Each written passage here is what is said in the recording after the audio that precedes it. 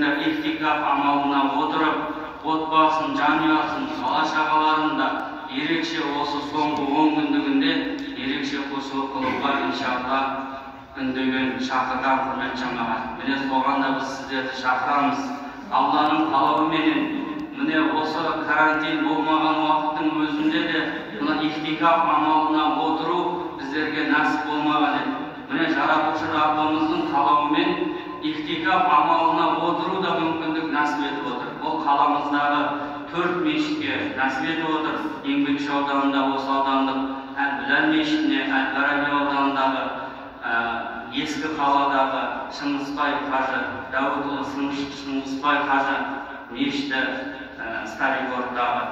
Одан кейінгі Абай ауданында Қождан ата, Қазығұрт Мөлтек ауданында Қождан ата мешітінде, Қаратау ауданында жаңадан бой көтерген Достық елді мекеніндегі Ақсаттар Сманов ағамыз, ұстазымыздың атынан берілген мешітте, осы 4 мешітте ихтикаф амалына отыру рұқсат етілді. Міне кешегі түннен бастап, иншалла, сол ихтикаф амалына отырып жатқан осында жамағаттарымыз бар, құрметті жамағат.